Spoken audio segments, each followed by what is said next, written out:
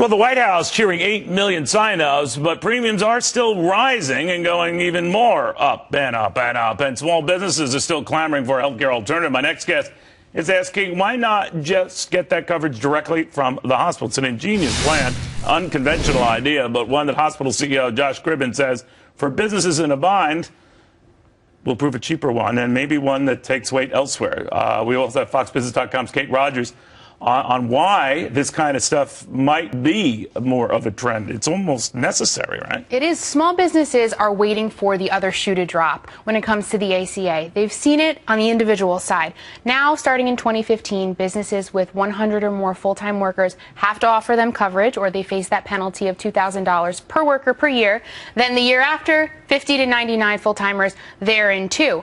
And we do know 2/3 of small businesses are going to see rate increases, according to the Centers for Medicare and Medicaid Services actuary. And then the National Small Business Administration says 91% of small businesses are going to be impacted. He's telling the truth, because when I was listening to the president yesterday, he said, "Oh, much ado about nothing. It's not nearly as bad." You say the numbers show double-digit increases are not out of the question. All of these small business groups say 11 million small businesses are going to be impacted. The NFIB came out with that stat. They're all really nervous. In some cases, they're looking for alternatives, like what John And here comes John's, right? So you saw the same writing on the wall and then did what? We did. When we talk to our community, their big priority is the fear of not having access to health care. That was a big priority. When we talk to our small group market, which is the backbone of our service area, they were seeing 20 to 40% price increases from the when carriers. You talk about your community in this network, hospital or beyond? No, our hospital in western Monmouth County of New Jersey. Okay.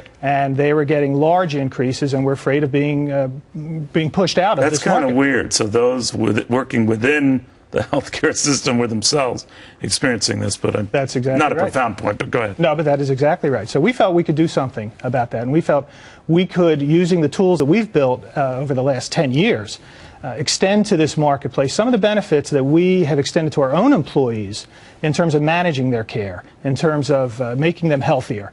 It's good for our employees. It's good for business. So what if they leave this area or your hospital area? Then are they still covered? Yes, they are, because we've worked with a company called QualCare, which is we are part owner of that.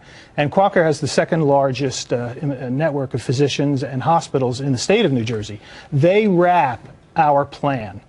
But the most economical care will be in the inner circle, which is the partnership we have with our physicians at Centrastate. And they must like it. They're paying less. They seem to be getting more. Well, they'll pay about 15% less than what a commercially available HMO product is on the market right now. And their benefits will be more akin to what employer benefit plans have looked like. What about to what exchange benefits are? Probably a little better, a little broader, and not as high deductibles and copays. You know, that could take fire and prove that we don't need all this other stuff that's being thrown at us. Absolutely. Small businesses think either we offer through the shop exchanges, the federal and state-run exchanges, or we pay the fine. But then Centrastate comes along with an idea, and it also gives hospitals a bigger market share because the game's changing and they have to adapt. So that's I always think, are the doctors happy? Because they're not happy, that could be a problem. Well, doctors are very concerned about what's happening. Right. They're seeing bad debt grow in their practices. So we partnered with 270 of our physicians to form what is called a physician hospital organization. They become the inner circle, and they're very excited about this product. So are the chambers of commerce. We signed joint marketing agreements with 3 of our chambers of commerce because this is their market also. And so they're going to help us promote this program. It's brilliant.